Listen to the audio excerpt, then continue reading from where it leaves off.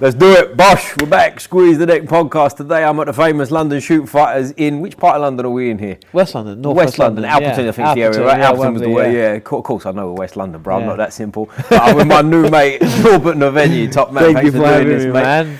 Pro MMA fighter. Obviously, big following on Instagram, whatever. We got talking a while ago, and I'm grateful to be here, mate. No, thank you. Before we get into anything, you've told me you're what did you say, Staines, right? Fucking, I'm doing well today, and I'm forgetting already. So you're a Staines boy. Yeah, like, I'm sorry. Like Chertsey, Staines, Shepperton. Like I wasn't born there, but that's where I grew up. I was born in Hungary. All right, brilliant. And then, when I came here on the boat, that's where the boat stopped. That's where the boat stopped in Staines massive. That's why I had to jump off quickly. Well, you hurt my feelings beforehand. You said you was only 25 years old, which made me go, fuck. You might be a bit too young to remember Ali G. I don't know if you're Ali G. No, there's Ali G's. I love Sacha Baron Cohen. He's one of my favourite comedians. There you go, because I was in Staines before with Jacob Wells. Shout out Jacob Wells, world kickboxing champion.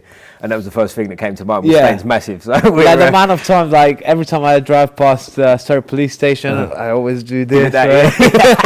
I love it. Yeah, but take us back, mate, because you said you're from Hungary originally. Yeah. How long? Well, sort of whereabouts in Hungary, and how old was you when you come over here?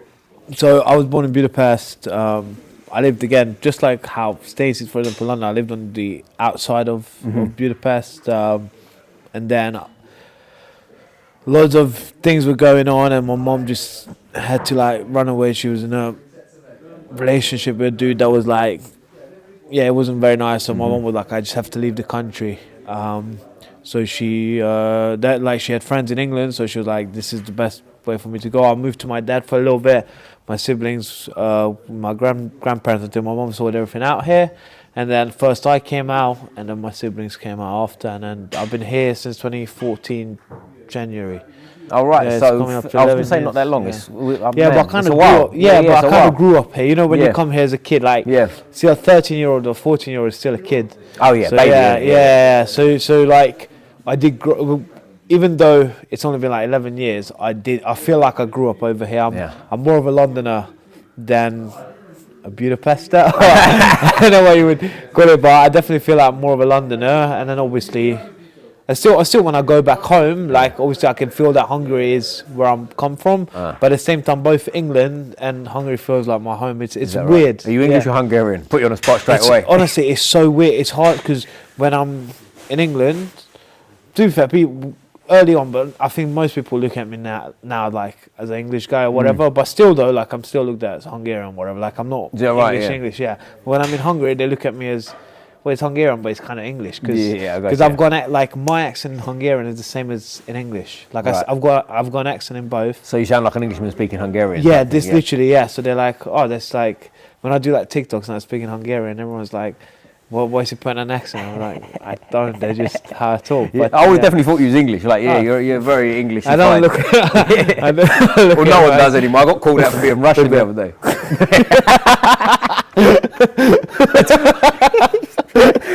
Some mad shit going on at London Shootfighters. We won't talk about that. Alfie Davis. Yeah, Alfie Davis and his backside that's looking at me. We're safe now. But so, what is the language in Hungarian? Is it Hungarian? They got their own language. Yeah. So you're a foreigner in both lands. If you like. Honestly, it does feel like it. But like again, I always say like I always carry both flags. I do feel like, if not even just England, but like Perth or my area, like everyone, like if I go to a gym, if I go certain like places, everyone like, how's your fight? Like I lost my last fight, didn't go my way, even though I was basically, I fought like an idiot, and then I picked up in the third round when I almost finished him, but it was just a bit too late. And like I'm walking down the street, and like people coming up like, unlucky man, unlucky. It's like, wow, that's amazing. Like people are actually like proper. That's good, isn't it? Yeah, like my area, like Spurs and that. I love it. That's why I don't really like moving away from there.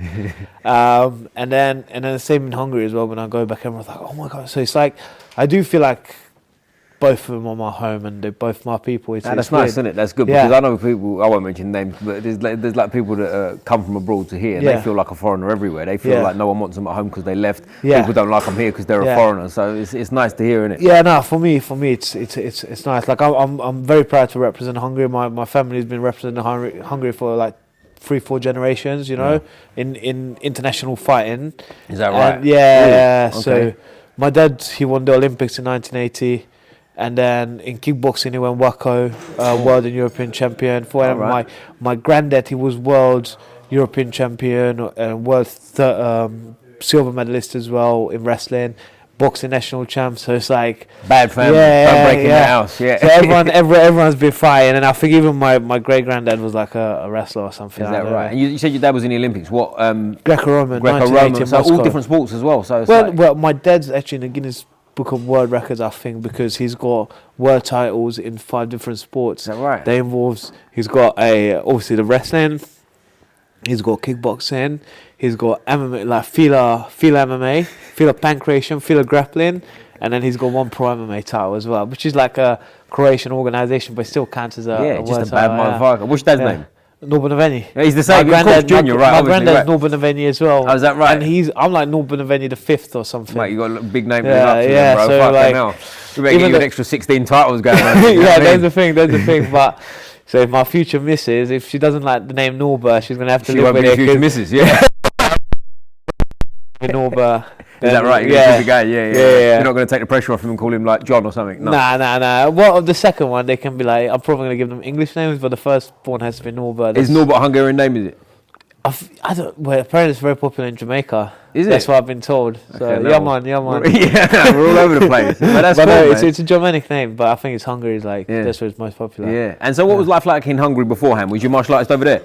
Yeah. So my dad had a gym. So first I started with karate when I was like a year and a half. Oh. Like I was like, I've got pictures. Like everyone's like 8, 10, whatever, or like 14-year-olds, and I'm just like literally a baby. Just it's mad. Like my gi short trousers didn't even fit, so I just had the top on and just normal short.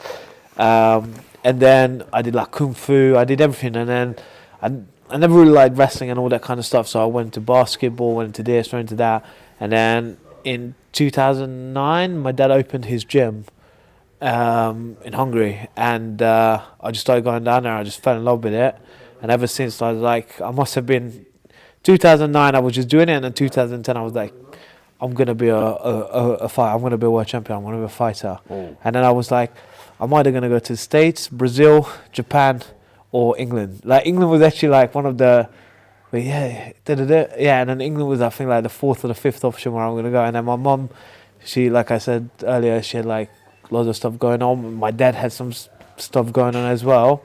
So my mum moved out here. I was like, I guess this is it. Let's do this. Yeah, that's cool, isn't it? Yeah. But like, so obviously you've done it from young, so all different sports and stuff. Does that help the MMA journey? I know it sounds like a silly question, but some people say it does, some people say it doesn't. Did you find like all these different martial arts beforehand helped you? Yeah, definitely. Well, the one that helped me the most is wrestling. Like that's what I've been doing. Like when I meet most MMA fighters, like I would say probably 80% of MMA fighters can't do a throw.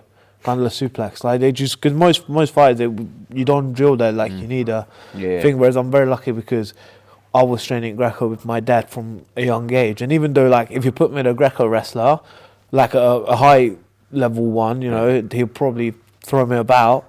But with most MMA fighters, when I grab a hold of you, I feel like I'm in control in that position. Yeah, so I mean, I think wrestling like is king of sports. Really. Yeah, you know what I mean? Like, literally. I started wrestling when I was a blue belt in jiu-jitsu, just to sort of help, and it changed everything for me. You know, I was 100%. privileged enough to go to Bulgaria with Lubo. Shout out Lubo Kumbarov.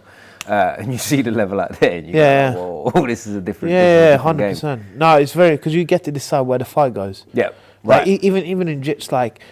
If I get, you can have the fucking craziest, excuse my language, you can have the best guards. Say what you like on here, mate, you're good. Well, then, you can have the best guard in the world, but if I dump you on your head and I'm already inside control, now I just have to like waste time. I'm already on 3 points up. Actually, maybe more if you can't take down, depends on the scoring system. Yeah, right. I'm inside control, I'm alright. Yeah. And I can just stall out. Cool. That's so, in MMA is the same. Like, oh, you're piecing me up, I'm going to take you down. Yeah. Oh, I'm piecing you up, you're trying to take me down? Off. Not having it. Yeah. So I think it's very important. Yeah. It's just one of those things that I didn't do it for. So there will be, like, I've sparred with the best wrestlers, and my wrestling is good enough to be able to compete. Not even like just defensively. Like it's not too much of a trouble. Yeah.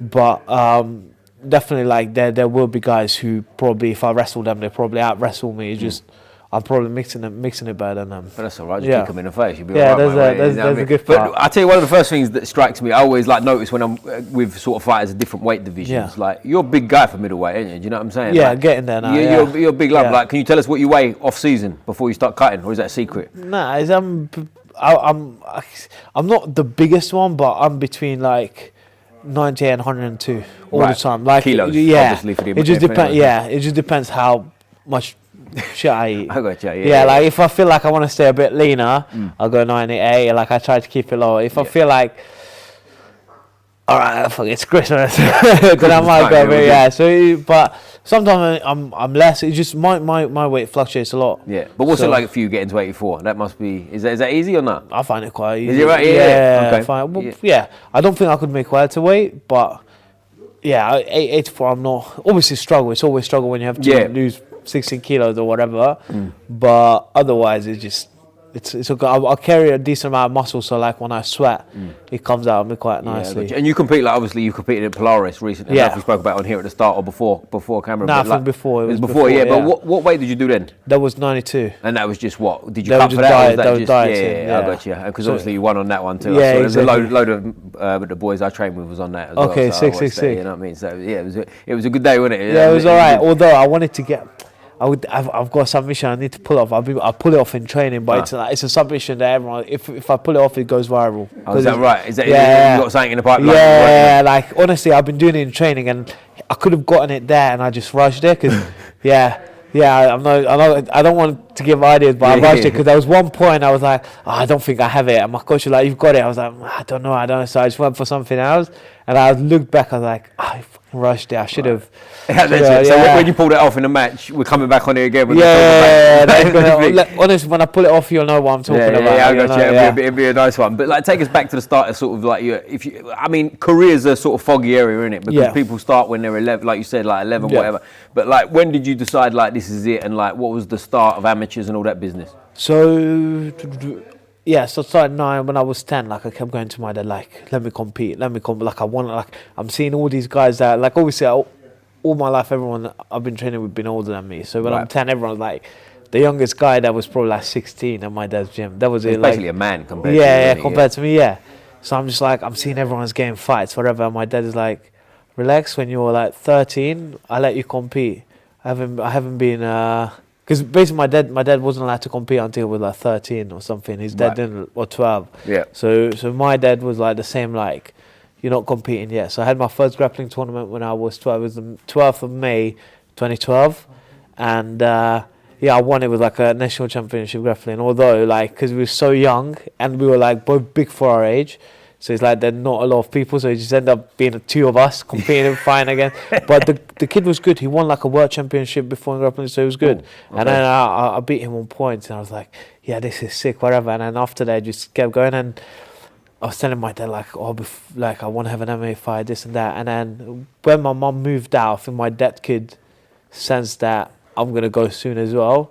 So it was the 23rd or 24th of November, 2013.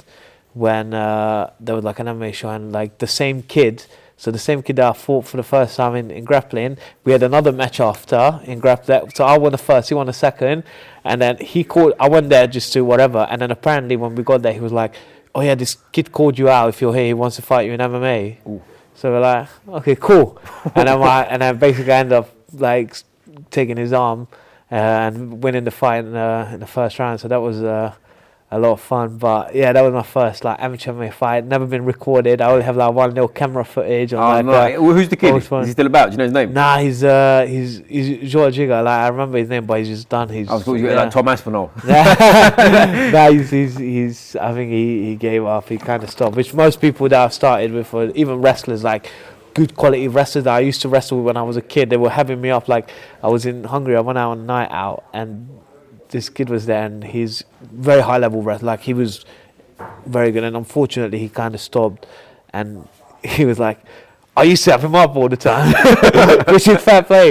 But yeah, it's very funny. Like it's even more funny when it's true, isn't it? Because man, look at me now. No, he was not in a bad way. Of course, he's very happy for my success, but he was like, man, I can't believe, like, because he stayed kind of small. He did. Yeah. He's like, man, I used to have you up. Like, I used to have him up. His mate's like, No, but he did. He did. Good on him. Yeah, but he wasn't. He was, it's just most people that I've started with. Like, even here, when I moved here, we had guys who were like super talented and giving me a hard time, and everyone just kind of like falls off. And then I just, I managed to stick with it somehow, and then here we are. But that's it a lot of the time, though, isn't it? You see that so much in different combat sports, don't you? It's just sports in general, Sports in general, yeah. But particularly combat, I think, because it's so hard, isn't it? You know what I mean? Like, you can be talented and whatever. And, like, some of the people, like, my first combat was boxing. And, like, some of the people, like, the level of talent, but they just drop. And, it's a shame because they could have been, like, fucking... Yeah, well, there's the thing. So, parents push them. Do you get what I mean? That's why I have to speak to my mom, because my little brother, both my siblings on my mom's side, they both do jits. My brother boxes as well. And my mom is like, well, shall I sign him up to this competition? I'm like, relax, chill. Like, I can tell he's not as obsessed with it as I am. So I want him to... Fucking hell. We should have done it in the car, bro. We should have recorded this outside. Jesus. I was like, I can tell he's not as into it. He just he likes it and he enjoys it, but not like I was obsessed. Like, all I was doing is, to this day, all I do is just watch fighting. Do you get what I mean? Yeah. Whereas he's not, he's Xbox all day. So, like, no point pushing him. But a lot of parents are like, do this, do that. So that's one thing. Girls, once you start, luckily I'm a loser, so I don't get... I'm joking. Join the club, bro. I'm joking. Anything, so that's another thing. Like, when you start, like, seeing girls, like, I'm going to go on a date or whatever, this and that.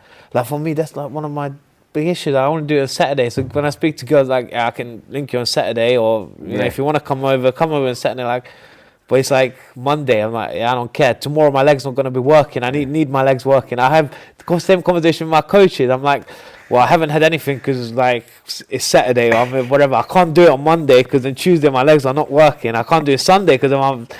So schedule them in. Yeah, honestly, my mum has scheduled it. If it happens, it's only happens Saturday or Sunday morning. Otherwise, I know my legs won't recover for the next day. Yeah, and I've got to be in bed by 8 o'clock, sweetheart. Yeah, to be fair, I'm not a good sleep anyway. For me, it's more muscular. I know if you put in work, then your legs, your hamstring just die. Yeah. This is the breaking news, guys. Yeah, the physiology of sleeping. Bro science, I think they call that. But legit, if you sleep with someone and then you put in work, which I like to do. Obviously, I'm not good at it, but like 2 minutes. That's 2 minutes of solid work. 2 minutes of just fucking. Mate, that's about a minute and a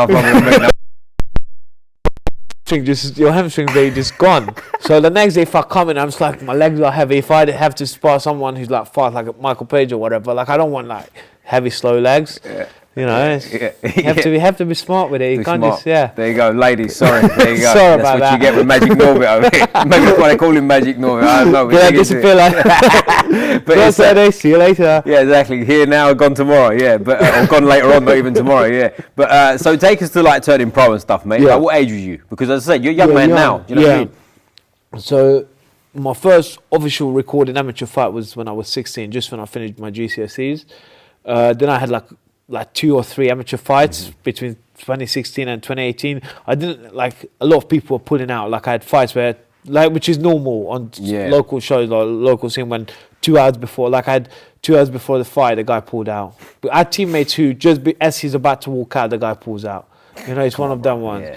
Which is obviously heartbreaking. So I had loads of stuff like that. And sorry, when you're 16, you're fighting. Are you fighting an age group or is it men? No, adults. Yeah, which is madness, isn't it? Yeah. 16, you're not fighting a grown man. Yeah, but that's since I was a kid, I was fighting. And was you a big guy then? Big kid?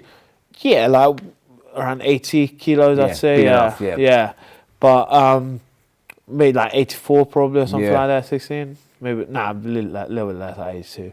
But even when I've got videos when I'm like 12 years old and I'm like actually like going full on with like adult man. It's a bit crazy. Like I found one like not long ago, like me like triangling and tapping out people. And it's like that's pretty fucking cool. It's pretty fucking cool. Going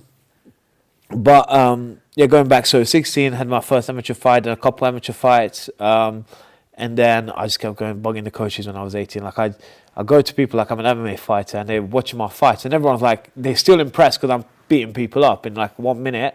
But like I'm wearing amateur gloves. So I was like, when can I do pro? And then they were like, okay, cool. So I don't know. Do you remember UCMMA? Yeah, of course, mate. Yeah, absolutely. So that's like I'm part of the old school era in a way because mate, if you're old school, I'm a fucking dinosaur. Don't go there. But a lot of the up and coming guys, they don't even they never fought in UCMMA. They didn't have the chance. So, but I fought in UCMMA. That was my first pro. But just before that fight, Bellator was doing a show in March. So my first fight was like 10th of February.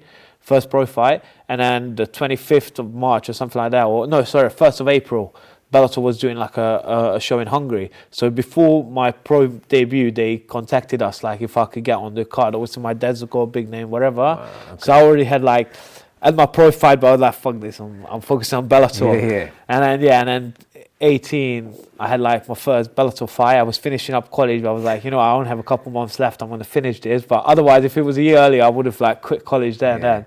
But like I won the Bellator debut as well, and then Bellator signed me, and then That's mental at 18 as well, wasn't it, to be doing that? So sorry, keep jumping about a bit, but like, did you come straight to London Shootfighters when you was here? Yeah, so I actually went to a couple gyms. The first month I didn't really go anywhere. And then just literally just running around like every day, like I remember like, because people were finished up, I moved to on the 27th of January and I started like 2 weeks later.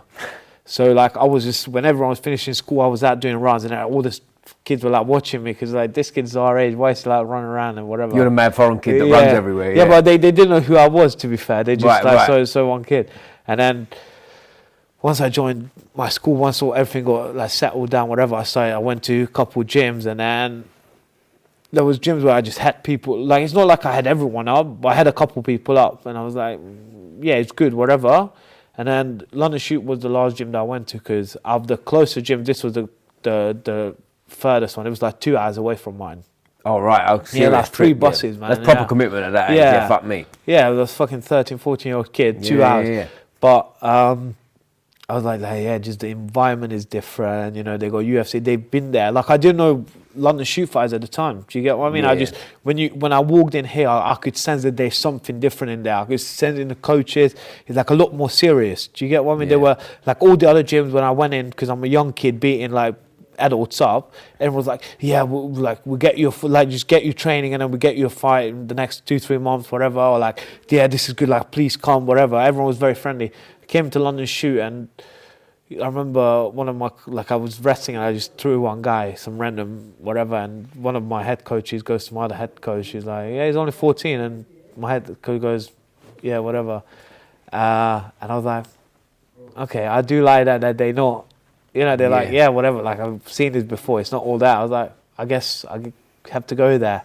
I'm like, I'm willing to do that journey, that 2 hours, And then, I just started training here, and I started learning about London Shoot and the history and everything. And it's like, now for me, it's an honor to be able to represent London Shootfighters. Yeah, because it's moved as well a couple of times, isn't it? Where did you start? Was it here or was it? No, so I started so we had like the Hook gym, the big gym. Yep. I missed that. So like I started training with London Shoot like a couple of weeks, a month after they moved. So it's like across the road, wasn't it? Yeah, literally across the road. Yeah, so from the big gym, it just moved to the other side of the road. It's a smaller gym, and then that's where I started. And then in 2018, we moved into this gym. Yeah, so it's mad, isn't it? 2018, that makes me feel, again, because I never trained there properly, but I did like odd drop-ins and stuff. Because I was training elsewhere. And to be honest, I was boxing at the time. So it was a little bit like, when I tell my training partners I was training at MMA gym, it was like, do you know what I mean? Like, fuck you doing? You like gay jokes and all sorts, you know what I mean? Wrestling and whatnot. But like, that Hooks gym you referenced was you said you never went there, but it was a mad facility. I'm sure you've seen. Yeah, I've just seen videos, and everyone always talks about, like, everyone's like, all the boys, because a lot of the boys who are like a Page or like a Shipman, like all these guys, even Alfie actually joined London Shoot before me, but he was fighting before me. He joined London Shoot after me, but was fighting before me. Do you get what I mean? Right. So, and he came over to London Shoot to spar and all that. So he's been to that gym. Guys like John Hathaway, and all these guys, they forget, because they know me for so long, they forget that I'm like a young kid as well in a way. So they just they always like, do you remember in the old gym, the old gym? I was like, I don't remember, mate. I wasn't there.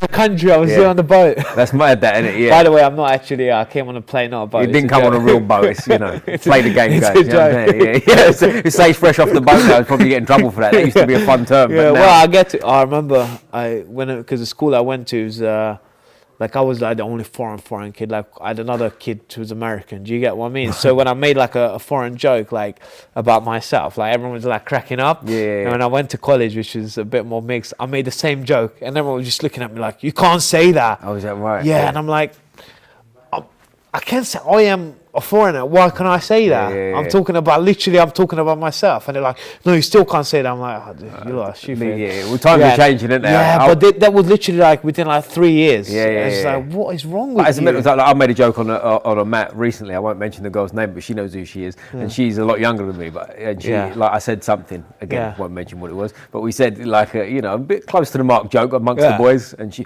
told me off. You can't say that. And I was like, come on. It used to be acceptable. Chill out. Be cool. Yeah. You know?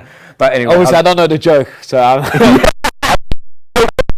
we'll talk about it after. I don't know. Maybe I'm like that. Yeah, maybe not. Well, put it this way: people sort of 30 and up laughed. People 30 and under was like, whoa. Yeah, my age group is like even my friends. Like when we were growing up, like we were doing certain kind of banter. Like some of my friends we can still banter with, and then the ones who's like proper office life, whatever. They just like.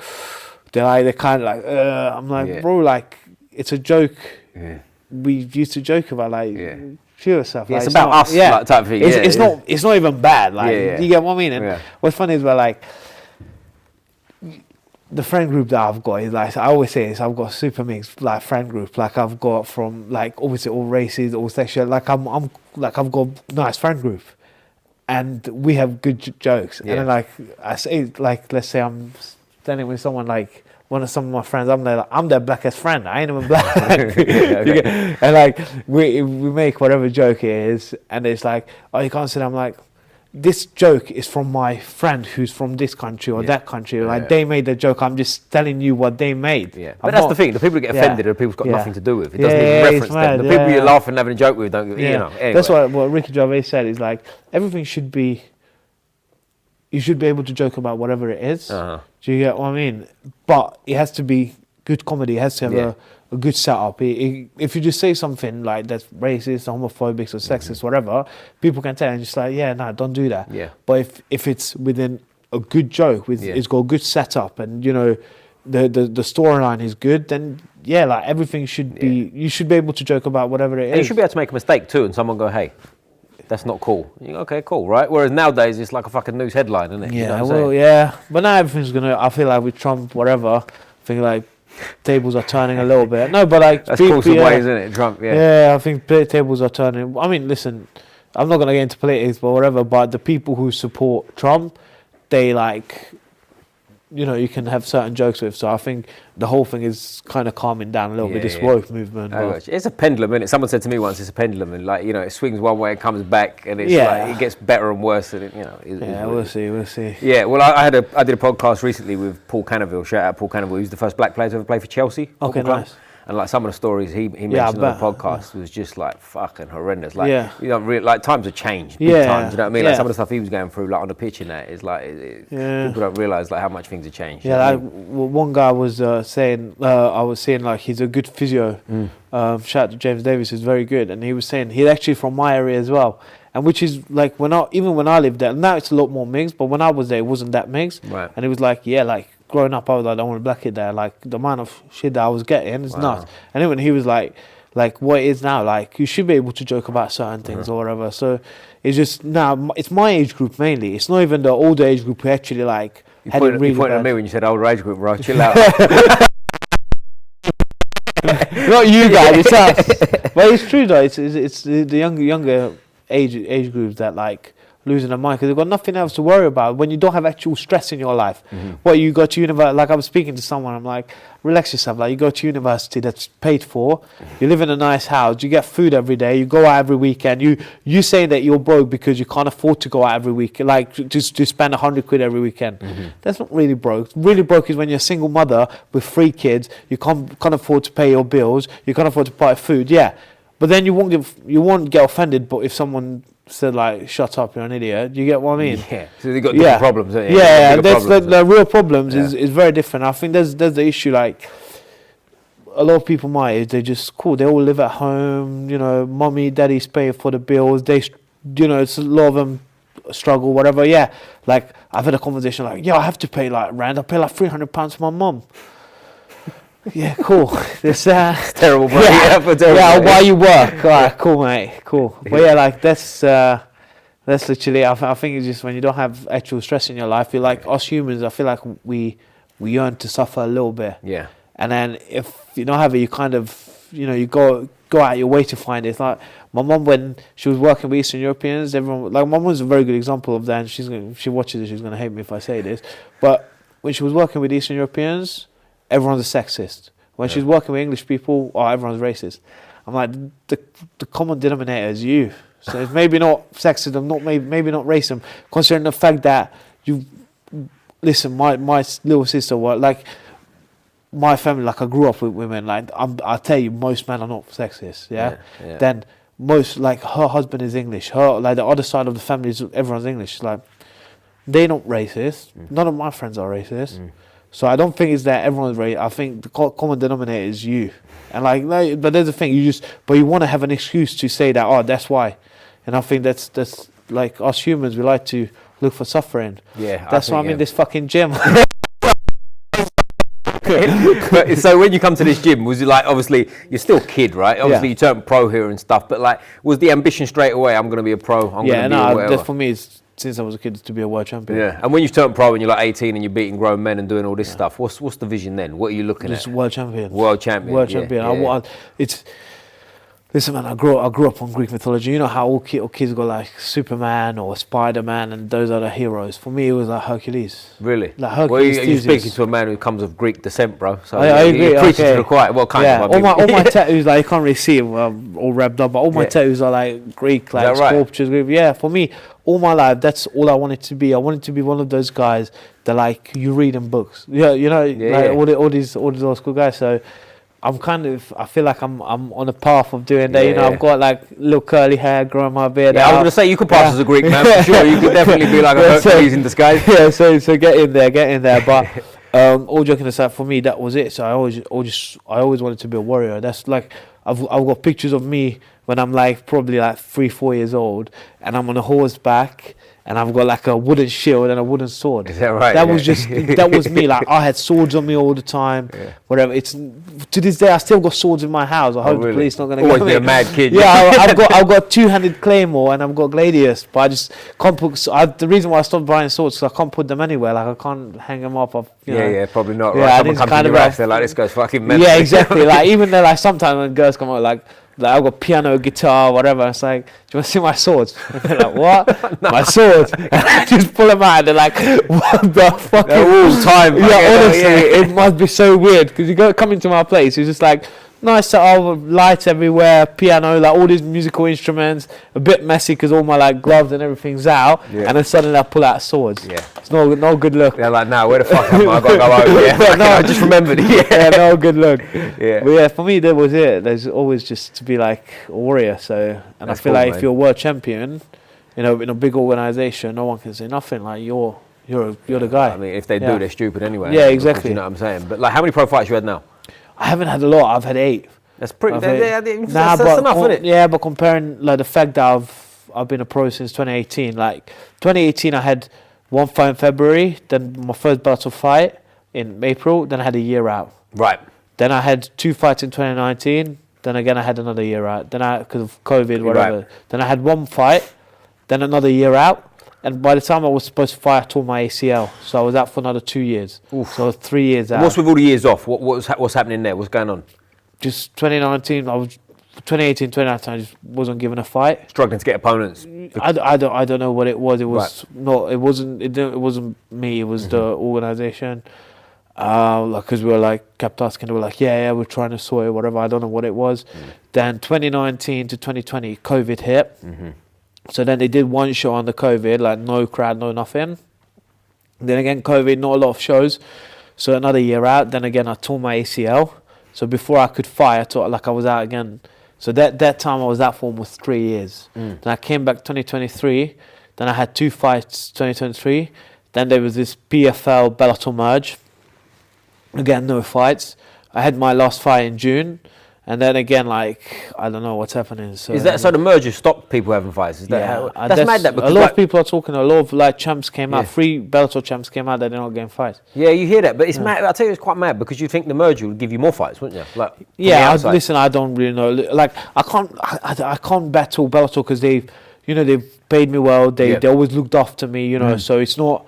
It's I can't. You know, unfortunately, this thing happened and it's slowed my career down a little bit. And like first, like you just know that you're the young kid. Everyone's like, "Oh my god!" And then suddenly you're 25. Now you're like the same age as a lot of guys in other big organizations, whatever. Still young, obviously, but still on the younger side, but not young kid. And you know the thing I think though, when you're 25, you don't realize how young you are because you're not a kid. Obviously, mentally you're a man, but 25, like you've literally got 10 years at least. Yeah, 100%, 100%. But like. When I was fighting earlier on, like, I'm in a big organization, like, I'm co-main eventing Bellator at 20, like, you're like, big deal, you understand that, oh, you're a young kid, like, you're young. Baby, really, 20, fucking yeah, like, no one else is, like, you know, no one else doing that at that age. Do you get what I mean? And then when you're 25, like, oh, well, there are loads of guys who now are world champions at that age. Do you get what I mean? So you're a bit like, it kind of slowed my pace down, but it is what it is, like, that's just life. Yep. So you just have to get on with it. You can't really moan about shit. Yeah. You just have to like find a way. Like when my knee was bad, like okay, cool. Well, what can I work on? Well, I used to be a very small middleweight. Like I used to be like an average welterweight. Like okay, cool. Now I've got like a year of just eating shitloads and lifting loads. And suddenly, like obviously that's when I hit like, you know, when you're like 21, you hit that little extra growth spurt as well. So I hit that as well at the same time.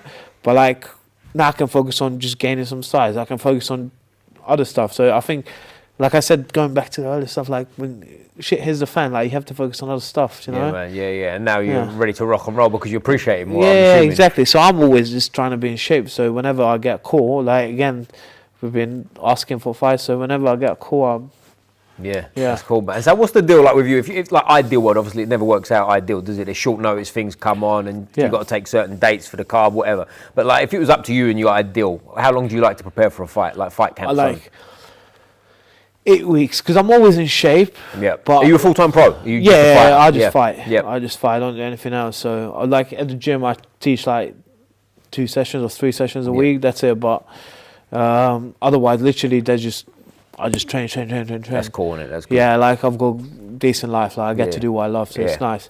However, I was saying to the boys earlier, I might take a little part-time job just so I can see women because I'm underground 10 hours a day. I don't see anything. Mate, women seem the problem. I just go out, I'm just fucking hungry. Like my friend, like you need to relax. I'm like, I know, but you guys, like, you see people, I don't. I'm just with a bunch of topless dudes every day. Yeah, we gotta get you married, bro. That might slow you down a bit. You're like a fucking raging animal. We've been sitting here, I don't know how long, but you mentioned women about 4 times. Yeah, I know, it's bad, isn't it? But that's literally, that's the thing, like, I'm like, bro, like, you got a long-term girlfriend, you go out, whatever. I'm on literally the gym. Obviously, people can't see, but we're underground. Yeah, I'm but you know you fix that, man. Win a world title and no one they come to you. No, they'll be queuing around the block. No, obviously I'm joking about it. That's for me right now where I'm at life. I just need to focus on fighting. Yeah. You know, everything else can come later. But for me, it's fighting what it is. But I forgot what I was saying before. Me too. We was talking about women again, weren't we? Not me. But no, we was talking about, you know, like being a full-time pro and whatever. I forget what we were saying. Actually. Well, yeah, like if I do anything. Anyways, yeah, but that's what I do. I just train. So. Oh, nice. I asked you how long you was in camp. Like, what's an ideal camp? Camp? So I would say 8 weeks because 8 weeks. That's when I can start like cutting down whatever. If it's like 12 weeks or whatever. Like I had. Like a lot of my camps have been like 12-week camps because like I find out about my opponent like 12 weeks in advance, and then they're just 12 weeks of just like do. But it's like 8 weeks. Like I'm in shape all year round. If I've got 8 weeks, I'm like okay, cool. Now like it's only 2 months instead of 3 months of just focusing on one thing because that shit can drive you a bit crazy. Yeah. Because you think about one man like constantly, a guy that's trying to take your head off. Like once I've got an opponent. They're like, I dream about that, like how my fight's gonna go, blah blah blah. Because now I know that man is gonna try to kill me. Yeah. So I'm gonna try to kill you as well, no matter what. And then you know, the more you think about one person trying to kill you, it drives you a little bit crazy. Yeah. Like I get a bit more aggressive as well. Like, but I lose my like you know, I'm so focused on something. If someone says something stupid, I'm like, I don't want to worry about you. Whatever. I've got a man trying to kill me. So I'd rather do that for 8 weeks rather than, 12 weeks. But physically, I would like from like a lot of people I speak to and training partners and whatnot. It seems like that's enough time anyway, right? 12 weeks you can overcook it physically, can't you? You can come in flat. You can. But I'm to be honest with you, for me, all year round is camp. Yeah, like but that's how it should be, right? Yeah, like if you're not training year round, like the fuck are you doing? Yeah, but I mean, camp for me, like right, you train hard. If you fight like this week, so it's Wednesday now, right? So Monday I had like a lighter session, just whatever, long technical work, then a few rounds of rolling, whatever. Evening I did like 10 rounds with Paige, yeah. Then Monday, like big lows, whatever, like 3-minute rounds, but like high pace. Like here we're like trying to kill each other, so it's like hard stuff. Then Monday morning I've got like a punch cardio kind of session, like which is like takes out of you. Then I've got like 3 rounds of rolling or whatever. Before that, obviously we do like an hour and a half technical work. So it's like every session when I talk about it's like 2.5 hours, right? But that's just the physical side out where you have to push hard. Then in the evening I've got cardio, yeah. So again, after like I've done technical work for I don't know how long. Then Wednesday again morning like hard pad work, rounds again, blah blah, like a lot. Evening like heavy lifting. Like this morning I came into the gym and like there was some heavy sparring. There was one guy who didn't spar and my coach was like, nobody just quickly jump in, do a couple rounds. I'm like, okay, it's like I'll just jump in, I'll have to do it, that's my job. So I've got like a solid pro boxer, trying to like cruiserweight boxer who's fairly fresh. I just came like I warmed up, whatever. I just came in. I'm smashed from all week, When people come to sparring, they take the day before off and stuff like that, I just came in like, whatever, like, guess I have to spar. Like, after one round, my legs just felt like jelly as well.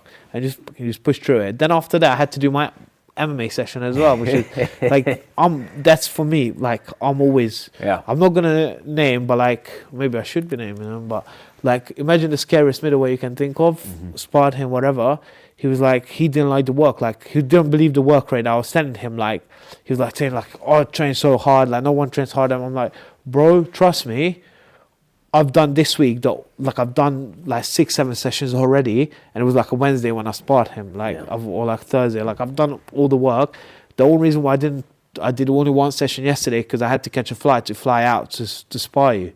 And even then, I was, like, on 2-3 hours of sleep, like, when I came to spar you, and he was like, yeah, no, I don't believe that, it's like, I train like crazy. Yeah, so, this is real shit. Yeah. So what changes when you get into a camp? Like you say, you got your 8-week build up. What changes? A lot more specific for that guy. Right. Do you get one? Do you have shorter sessions and stuff as well? No. Still stays like crazy. Same. Yeah. Like every session, 2.5 hours. Sometimes we have 3-hour sessions. Yeah, that's heavy on the body, isn't it? Fucking hell. So, and my shorter sessions are my lifting session, which is like an hour. Or if I've got hard cardio, like sometimes the coach is like, do your stuff, and then like we've done like an hour's technical work, he's like, go do your cardio. It's like sick. Like I get my session out in like an hour and a half. It's nice. Yeah, it's more specific. Like we got a name. Like okay, so I'm fighting a wrestler. Like a lot more wrestling. What does he do? Blah blah blah.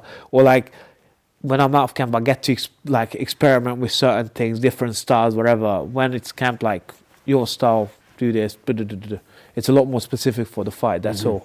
But I would say the rate is kind of similar. Yeah. Maybe the sessions are a little bit harder because right now, maybe if I spar, for example, I go one round with this guy, another round, it might take 1 hour, whatever. Yeah. The other, like if I'm in camp, just one round with this guy, then I stay in. Another guy comes in, then I stay in. Then I like. Intensity a touch harder, but kind of similar. And would you like to do with sparring? Do you like to do purely MMA when you're in camp, or is it more like specifics? You need to do everything. That's what I mean. You do specific. You'll do boxing rounds. Like with today, boxers. I did boxing. Like I do. If my hands are not feeling that far, then I'm gonna do like a week of just boxing sparring. You know, is that right? Yeah. If I need to do with a wrestler, then it's just a lot of like positional wrestling sparring, whatever. Like. Whatever is needed, but I do it all. I have to. You have to, right? Of course you do. And like strength and conditioning, are you strength and conditioning year round as well? Yeah. So you're full on, man, year round. So when it's an 8-week camp, it ain't really a camp. It's just another. No, that's the trick. It just gets more specific. That's what I mean. Like that's why 8 weeks, because then now you're thinking about that man just for 8 weeks rather than 12. Do you get what I mean? Yeah, of course. Yeah, and like you went abroad recently, right? We spoke and we were setting up dates and stuff. You was away in Hungary and whatnot. You train that there as well? Are you still taking it? Yeah, so when I go back there, like, it's quite nice because I get to learn from, like, my dad, like I said, Olympic champion wrestler. One of his friends is an Olympic. Sorry, did you say Olympic champion? Yeah, right. I heard Olympics earlier. Olympic champion. Yeah. So, like, I'll get him, and then one of his friends, Shannon Barshi, is an Olympic silver medalist, you know, wrestler. So I just go in and I get private sessions with them. Right. And is your dad a big guy like you as well? Yeah, he's bigger than me. He's bigger than you, yeah. He competed at 90 kilos in wrestling, but he's like, I'm 6 foot, he's like 6'2", and right now, like, he lost weight although, because he's almost 70 now. But he doesn't look it. He looks 50 something, but he's 70. But he used to be like 140 kilos. You get what I mean? He's a fucking big proper, boy. It's like a bear, isn't it? Yeah, fuck me. Big fucking boy. I get to like privates with them, and I go to like the old Olympic teams boxing coach. I do pads with him. So like, well, you know, I'm still in good hands. Do you get what I mean? Like, but there's the thing, I don't like to like I've got a decent understanding of combat. Yeah. So if I travel around, like, I'm not gonna train with someone or spend my time with someone that I feel like is an idiot. Right. Do you get what I mean? You can't afford to, can you? It's not really, like, listen, I might pick something up, but it might just get on my nerves. Like, if he shows me a shot that I can tell that I'm going to be in danger from, like, if he decides to show me a left hook at the wrong time, I'm already, like, zoned out. Like, oh, so you don't understand what you're doing. Like, I've worked with boxing coaches in Hungary when I went back, where they just showed me stuff, and I was like, yeah, cool, I'm out. See you later. Yeah. Because you run into that sometimes. Well, you tell me. I'm assuming you run into it yourself as well. It's like coaches that are from a certain discipline, but they're too sort of overdeveloped for, say, boxing or jiu-jitsu or whatever. So when you're putting into an MMA, they're putting you in some areas that are a bit dangerous. I think once you experience my coaches, you're like, fuck, all coaches are idiots. I'm sorry, right? I'm sorry, but like, it's very, like, I've watched like guys who got world champions and stuff like that, and I was like, oh, like, you're nowhere near as good as mine. Like, what you're saying is actually wrong. Because I know what you're saying is wrong, because my coach, because I did that, my coach told me that's wrong, and I didn't listen to him, and it got me in trouble. Do you get what I mean? Like, certain things like that. This actually brings me a funny story. I'm not talking like this guy. I'm not actually saying that he's a bad coach, but one time Duke Rufus came up to me. Wow. Okay. He goes, you're Norbert Novenyi, yeah? I was like, yeah. He's like, I thought he'd like recognised me because I was like, I thought you're dead in kickboxing. Mental that. Fucking and I thought you're dead. I didn't. I was like, dead. Like, you know, you fought a guy. He's got like 3 UFC champions or something. Like, yeah. Like, what's his name? Duke Rufus is like, so did you get beaten up? Like, this is my dad. He goes, if I lost, do you think I would remember? If I didn't win, do you think I would remember his name or something like that? I was like, oh man. Yeah, so what did you say? Do you think? Yeah, if I lost, do you think I wouldn't remember his name? Yeah, remember if you lost him, you didn't lose my kid. I'm like, okay, fair enough. Wow. Shout out Duke Rufus. but obviously, so I don't know how, but the fact that Duke Rufus remembered my dad must have fucking annoyed Duke Rufus as well. Of course, imagine he comes up to the sun, it's like, I thought you're there. And how long after this? We're talking like decades after. Yeah, right? This must have been like 80s, late 80s. So early still 90s. bothering. Yeah. I don't think it bothers Duke Rufus, but it's funny that he remembered. Yeah, of course. People remember, don't they? You remember things like that. Yeah, because I'm pretty sure he was a decent kickboxer. He did quite well, so he probably didn't have a lot of. But I was surprised because my dad's like a bigger guy than him, so. Maybe that's why. Because that's why Duke Rufus remembers, right? Because he fought this fucking polar bear from Hungary. Yeah, but I remember there was an American guy that he beat for like the Worlds, and the winner was getting a BMW. That was the thing of the winner. That was the prize. And there was this American. I saw the post because the American, someone just reposted it or something. I don't know how I found it. And the American guy was like, "Yeah, this is a picture from where I came second. I still believe I won the fight." Like, so still going on like 30 years ago. Chill out. That's mental. But I'm gonna, like, my last fight. The guy, if I don't get him back, like, the first 2 rounds I fought like an idiot. He's whatever. And third round I came and beat the shit out of him. But that's why I'm not so. Obviously really hurt because I'm an idiot and my first loss of my career, but it's not really a loss. Like, the way I look at it, the way I see it is like, if I was to fight him, if that happened on the street, he would have been a dead man. Because at the end, he's like, couldn't, like, I had friends who were like trying to interview him and he's like, couldn't talk. Do you get what I mean? Yeah.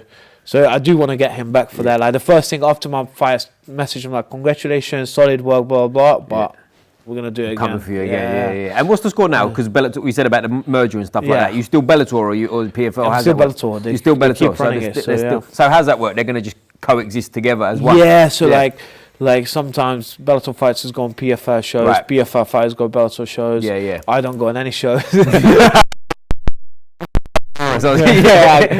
Polaris was sick though, to be fair. But like I'm just waiting. Like I said, I'm just waiting for the phone call. I'm waiting for a phone call just to be like, come fight. Yeah. Cool. Yeah. So when you turned pro, you said like straight away it was world champion, obviously, right? Like before I was even pro. Yeah. Before that, but what's world championship? Like, because you know what I'm getting at, right? Like, I don't want to get in trouble politically. Like UFC is the big show, right? From the outside. From the outside. I wanted to be the youngest UFC champion ever. Missed that boat, bro. Too old now. To be fair, I feel like I was on the way. Like when I was 21, I was supposed to fight Charlie Ward, and I reckon I could have just got to fight. Like imagine like 23-year-old Bellator champion. That would have been pretty cool. But that would have been cool, obviously like I got you. Because like I think also like the youngest champion obviously is John Jones, right? But that's I think times are different now, aren't they? The field's thicker. Like to get there's a longer path now, isn't it? You know. And it's just different level. Like don't get me wrong, like with John Jones still having everyone up, and John Jones is the GOAT. Like him and Dimitri Johnson to me are the GOATs. But like it's a bit different when you look at the world champs back then. It's very different to the world champs now because it's just so much more evolved. Everything is faster.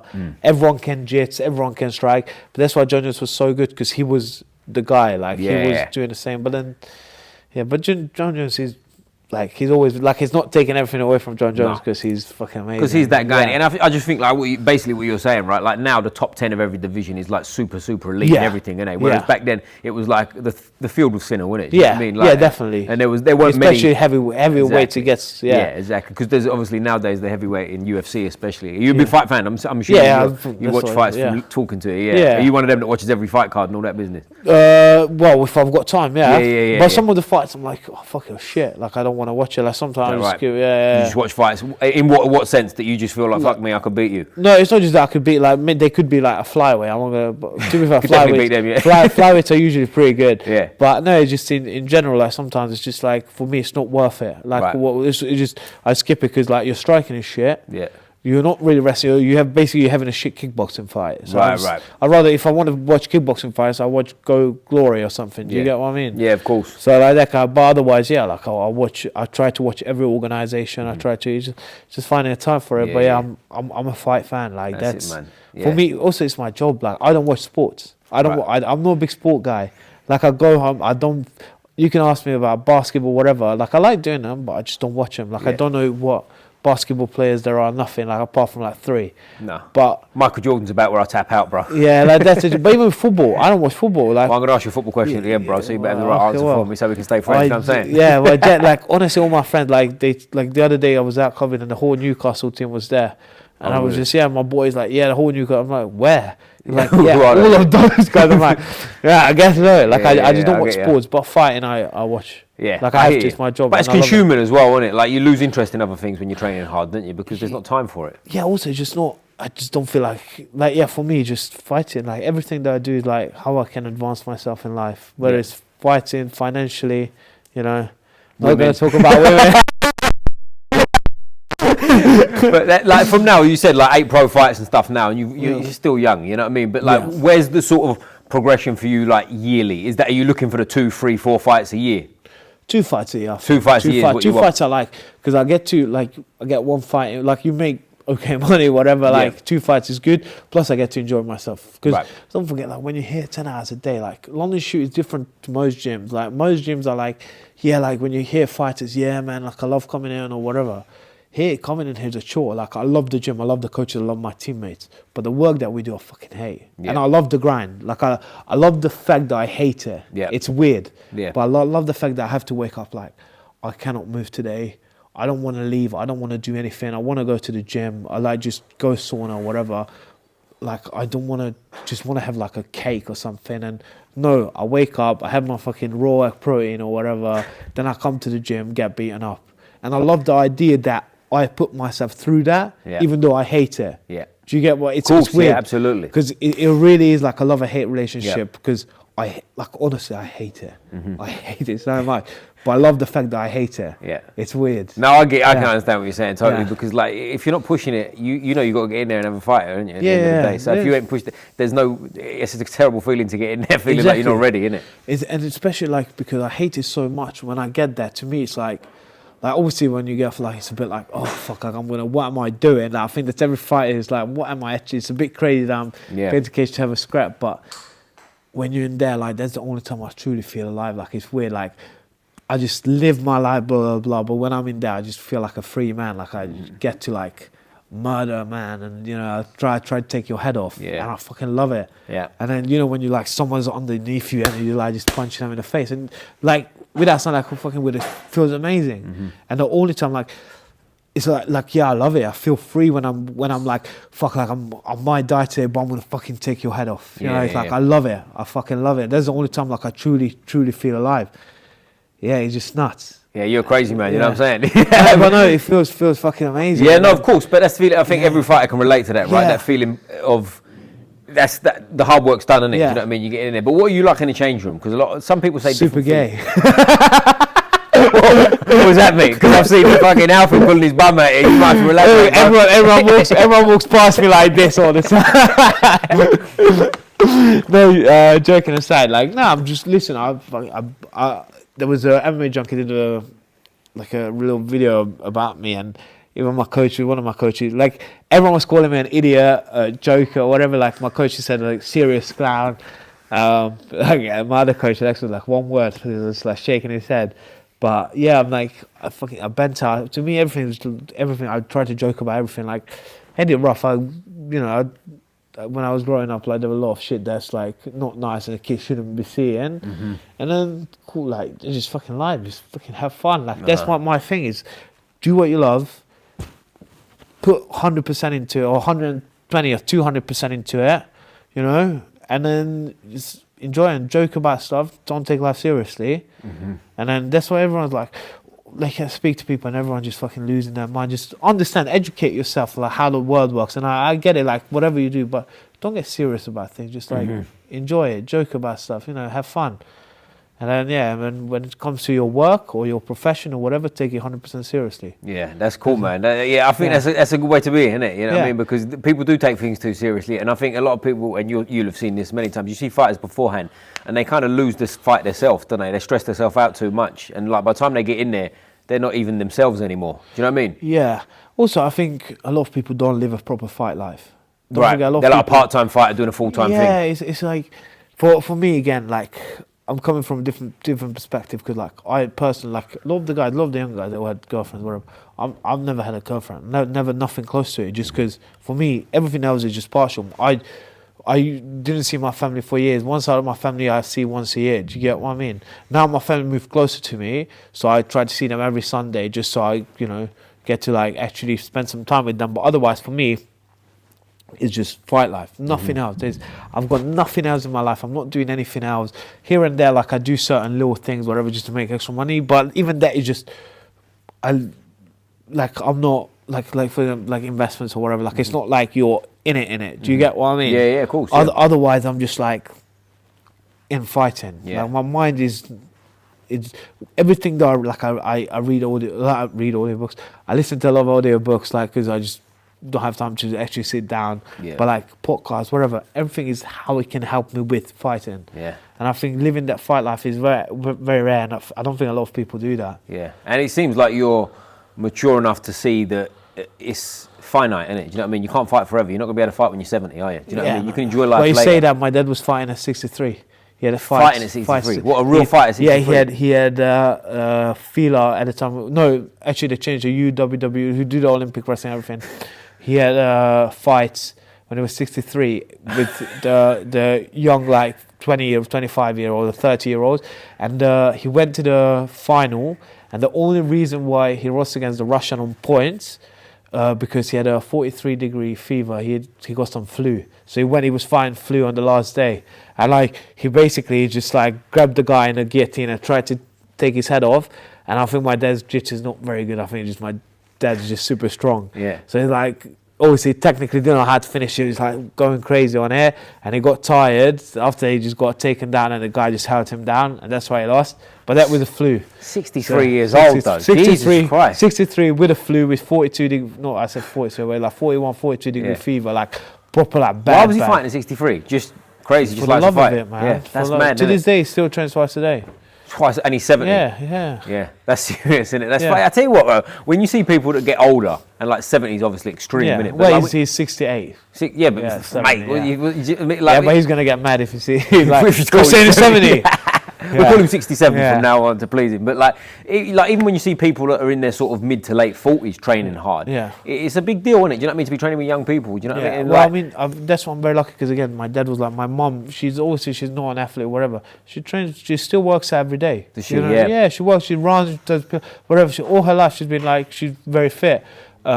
My coaches, the best machine climb is still my coaches, you know. This the versatile climb? Yeah, but my coach has got the best, like, I would, maybe some of the boys would get mad, but I would say I'm probably the fittest guy, like, especially for a big boy. Like, I'm a fit guy. You're on it, yeah. Yeah, like, I do a lot of cardio.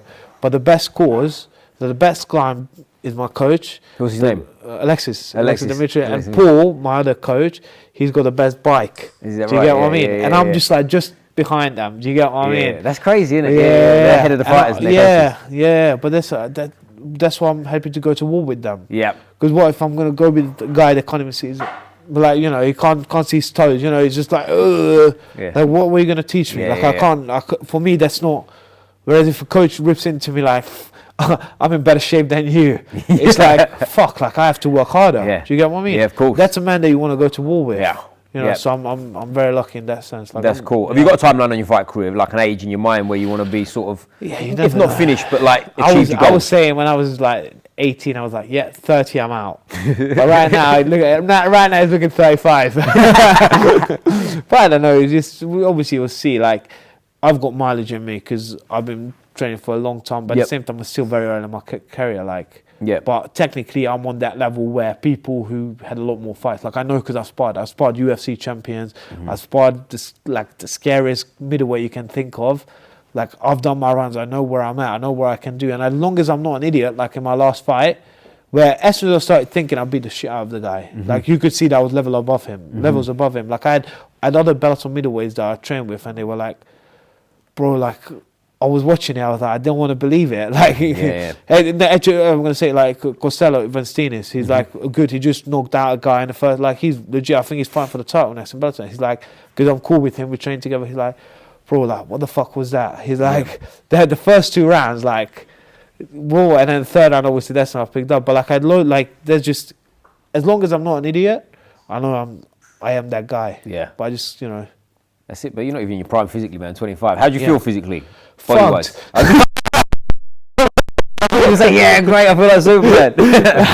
No, obviously, I'm always smashed. But, you know, when I'm getting ready for a fight, I feel great. That's why I like fight week, because, like, I focus on the wake up, but at least I'm not smashing my body. Yeah, right. So you got that chance to recover. How long before do you stop, like, hard training? Like, my last hard session is like, my last spar usually, but again, it depends. I had like a spar like literally a week before with the current, actually my comeback fight was against the current Cage Warriors champ, light heavyweight champ, you know, James Webb. So I literally, he was like a big boy, he was fucking, probably must have been like 105, 106, I was like already like 92. And like I just messaged him like, hey bro, like I need the last spar, do you want to do it? He's like, yeah, cool. He's a lovely guy, James. Like, honestly, he's a lovely guy. So I drove to Essex and I go to him like, Jesus Christ, you're massive. And that was just like his last minute, like that was just before he's moved up to light heavy. So I expected him to be a bit of work. I trained with him here a couple of times and he was a bit, now he's a lot bigger. He's, like he's embraced the light heavyweight. Yeah. So I was like, oh fuck, like he's a big boy now.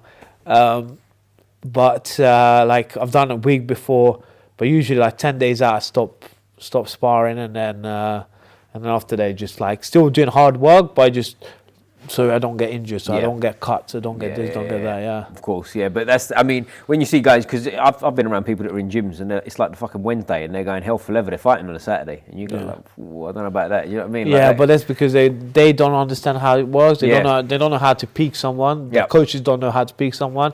That's the thing. That's why you need to. That's why I'm very picky. Like, for me to put my little brother and sister into certain gyms, like I had to look around.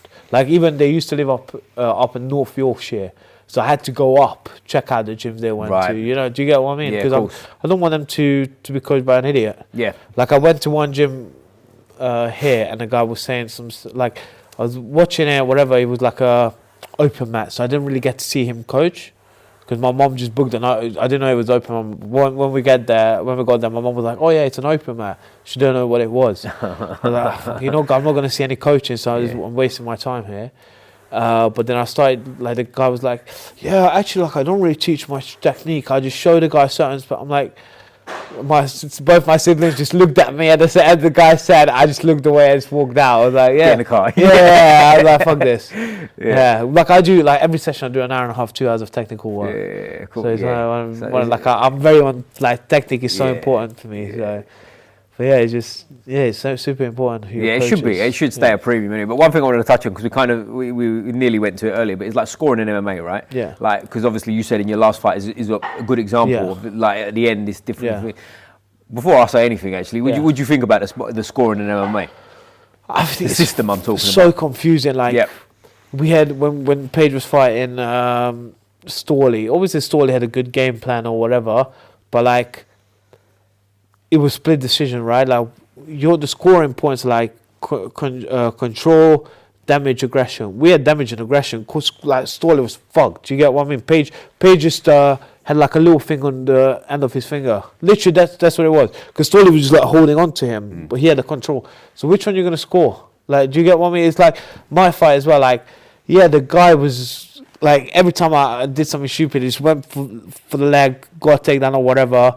And then, or just pushed me on the cage, but he's not doing any real damage, really. Like, he was like, when I hit him, it was like, do you get what I mean? Yeah. But again, to be fair, I thought in the fight, I lost the fight, to be honest with you. When they said it was like a majority decision, whatever, because it should have been a draw. Once I watched it back, I was like, it should have been a draw, because last time should have been 10-8.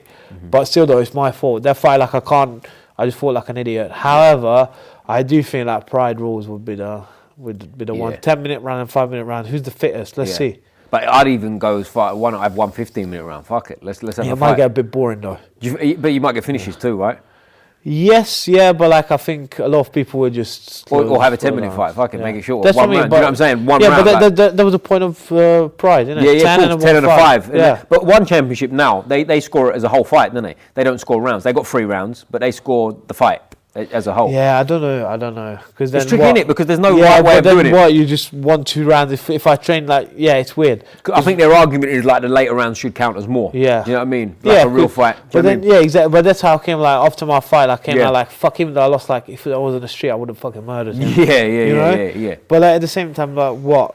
I'll beat you off for 10 minutes, and then suddenly you're just, do you get what I mean? Yeah, you're staying away and staying safe and doing your thing, Yeah, so it's like, what? So I can go on my back, just whatever, and then after that I try to murder you, and because I'm more aggressive. It's a bit, I don't know, it's hard, but I think we need better judging as well, because I think a lot of the judges are not. Well, the one at the weekend, like, this will come out later, so it won't be last weekend, but UFC 310, did you watch UFC 310? So I didn't actually see the heavyweight fight. So everyone was talking about the heavyweight Volkov fight versus Don, that's the one I didn't see. I mean, I don't think it was a robbery per se. I thought Volkov won it, but it was whatever, you know. But the problem is that Adelaide Bird, the famous judge, right? She scores all the fights fucking wrong. It was her. I don't know what it was. Someone might be able to help in the comments that whatever she scored kind of like was outrageous. That made it go the other way or something like that. But she's the one. Like, I think she scored the fight a draw for Canelo against Mayweather. You know what I mean? Like, probably had a crush on Cyril. Well, that's what Volkov said in the post-fight press conference. He said, "I think she might have liked his body better than mine." So, but it's a mad one. But I tell you the one I'll keep bringing up to people. So if anyone's bored, well, fuck you. How about that? Is Tom Aspinall, John Jones. Like, firstly, do you think it'll happen? I don't think so. I don't. You don't think it'll happen? So. Well, fuck my next question, bro. I was going to say, how's it go? It will happen. Yeah, definitely. How do you think it goes if they fight? Good question. Very good question, because Tom is very good. Yeah. And he's young blood, and, you know, he's got good movement. He's all around there as well. But John Jones is John Jones. But then again, Tom is a real heavyweight. He's a big heavyweight. I don't think Jones really fought like a proper heavyweight. Do you get what I mean? Like, even Miocic is like a smaller heavyweight. Do you get what I mean? And older now, and he took the damage, you know? So I don't know. People ask that question. I have no idea. I have to be honest. I don't know, because, again, like, I love John Jones. He's the GOAT. He's so good. Yeah. But then Aspinall is very good as well, and he's young and he's big. Yeah. You know, so... That's it, man. I keep getting the recency bias thing. Yeah. You know, like, every time one of them fights, I think, he'll win. Then Tom Aspinall fights, I think he'll win. It's tough, isn't it? It's tough. I could see it going one way or the other, like, quite wide. I could see it being very dominant either way. It wouldn't surprise me anyway this fight went. I think it's a fucking mad fight. But then John Jones just might have just that experience and a little whatever. It might just take Aspinall back and like, I'll make a boring fight. Let me just stay here. Especially when he like to have never lost. I know he's got one loss on his record, but it's bullshit. Isn't it? Do you know what I mean? And it's like, but the other one as well is Pereira, who's up there, and he keeps talking about it, and he wants to fight him. Pereira's not going to beat any of them, I don't think. Yeah. But Pereira's so good. Fucking animal, he's like so special guy, isn't he? Like he's so good. It was like, you could argue they had like a decent run in terms, he never really fought like a proper wrestler, but come on, man, like that guy's just so good. Like, fights 4 times a year, sparks everyone out, he's just so good. You seen the video of him at the PI just come out with Jamal Hill? Jamal Hill don't look like he wants that, does he? Well, he came up to him, no? Yeah, but as soon as he put the gloves out, it was a bit like Jamal seemed like... Yeah, but that's a lot of people. when you put it on them, everyone just like... You know, when the people see that you're actually about ready. it, yeah. But it's man, fucking even they just chill. That was metal, I fucking love that. People are making an excuse about the ref got in the way and he backed up and that was why he knocked him out. To me, it was the same for both of them. Nah, right? man, it's fucking hard to knock someone out, you know. Yeah. Let alone just be like, it's all good. Shama. He didn't even look at him. He didn't even. He just like put his hand there. And fuck so good. Yeah. Yes, I do rate Pereira a lot. He's good. But he's not beating them two. You say no? I don't think so. I think he's just too small. Too small. Yeah. Okay. Yeah, that makes. Too small, and both of them can wrestle. Yeah, the grappling I think is a big issue, isn't it? You just listen, man. When you got 120 kilo man, because Aspinall is probably that big. Yep. Probably Jones is that big. Shooting on you double legs. You know, Perez, even though he's a big boy, he's not going to be heavyweight big. No, he won't be big for heavyweight anyway. Will he? Like he isn't. I don't know how he made fucking middleweight. Like you see the size. I don't know how he made middleweight. To be fair, like, he's a big boy. Well, they talk about getting in the cage at like 105, don't they, and stuff. Like after weighing in the day before, fucking. Yeah, I don't think 105. I think the biggest ones are like Vittori, who actually used to train Ashu. Marvin Vittori. Yeah, I used to train when I was 14. Is that right? Yeah. But then Vittori and Costa.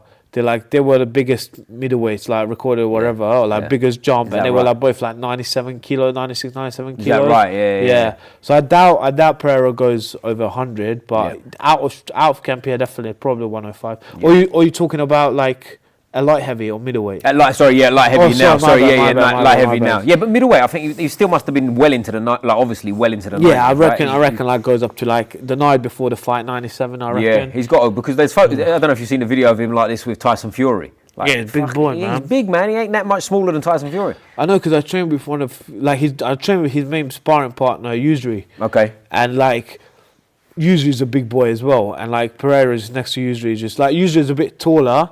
But Pereira's just thick. Yeah, he's got like a mad big frame, isn't he? Like he's like tall and wide. He's not super dense. He's not like super jack, but like fucking hell, that's a big man. Boy. Yeah. But anyway, we'll get off his nuts, I think, because we keep talking about how big he is. We've got away from women. We're talking about big bloke size. You know what I'm saying? But mate, I really appreciate you doing this, man. Thank you. I really appreciate it. I appreciate you, man. Before we finish, I said I always ask you a question, a football question, right? It's the most important question. Decides whether we stay friends or not. Which football team you support? I'm going to say like a Hungarian team then. Okay, you played it safe, yeah. I don't know, English team, I don't know. I'll give you a clue. There's a good team plays in blue. They might start with a you make your own mind up, bro. Just a start. I don't know. Chelsea was the correct answer. I know. Who's going to say that? I know a lot of my friends because of the area where I'm from. Yeah, that's what I'm saying. That's why I was hopeful. Stained. I'm not. I not a football fan. Football. All right, you can have Chelsea from now on. Next episode, I'll bring a shirt for you, and we're on. We're off to the races. You know what I'm saying? I don't. Who's on the lead? Who's leading now? Like Man City or Manchester? I've never heard of any other team, bro. Just Chelsea. Who is it? I can't say. The team that's top. Be honest. The team that's top. I can't stand that team more than any other. Who's it? I don't know. I can't remember. Just say it. No, you Liverpool's the team. I fucking love him, mate. You motherfucker. Someone say. You are a Hungarian football player in Liverpool. I don't listen. I don't associate with such teams. I wouldn't know. Fuck that team. You support Liverpool? Unsubscribe. No, I'm joking. But mate, top man, I really appreciate it, man. That was great. Thank you. Always finish with a fist up like this, mate. Squeeze the neck.